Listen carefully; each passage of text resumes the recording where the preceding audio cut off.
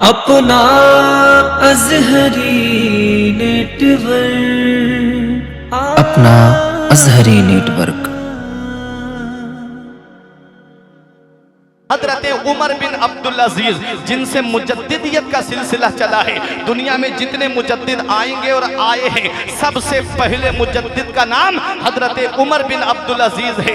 आप देखो ये कौन उमर बिन अब्दुल अजीज है। ये वो शख्सियत है, इनकी शान वो है, इनका मकाम वो है कि इनकी बारगाह में किसी ने यजीद को रज़ी अल्लाह अन्हु कह दिया था तो आपने उसके ऊपर 40 या 20 कोड़े लगवाए थे। ये वो हज़रत उमर बिन अब्दुल अजीज है। इनकी तारीख उठा के देखो, इनकी हिस्ट्री उठा करके देखो।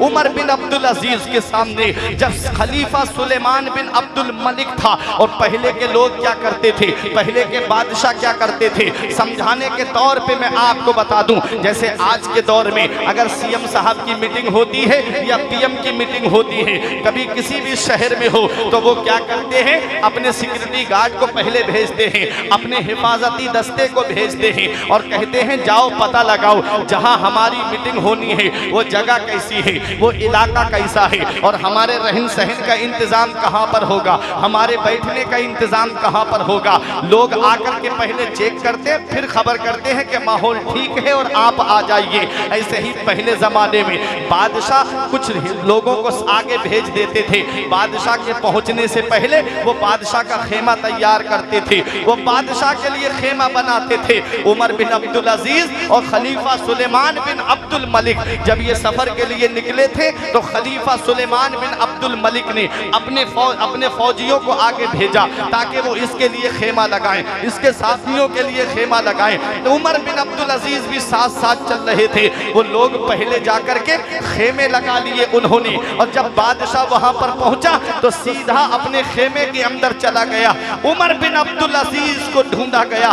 बादशाह ने कहा, खलीफा सुलेमान बिन अब्दुल मलिक ने कहा उमर बिन अब्दुल अजीज कहाँ है। उमर बिन अब्दुल अजीज को ढूंढा गया तो आप एक पेड़ के नीचे बैठ करके रो रहे थे, आंखों से आंसू टपक रहे थे, आंखों से आंसू बरस रहे थे। बादशाह ने कहा बुलाओ सुलेमान बिन अब्दुल मलिक को। सुलेमान बिन अब्दुल मलिक, बादशाह ने कहा बुलाओ उमर बिन अब्दुल अजीज को। जब उमर बिन अब्दुल अजीज को बुलाया गया तो बादशाह कहता है आप कहाँ रह गए थे। कहा कि आपका खेमा कहाँ है। बोला मेरा कोई खेमा नहीं है। बोले जरा ये तो बताइए आप रो क्यों रहे हैं। तब हजरत उमर बिन अब्दुल अजीज ने कहा बादशाह जब तुम्हारा खेमा लगा था आप आए और अपने सीधे खेमे के अंदर चले गए, मुझे मैदान महशर याद आ गया, मुझे कयामत का मंजर याद आ गया। कहा कैसे मंजर याद आ गया।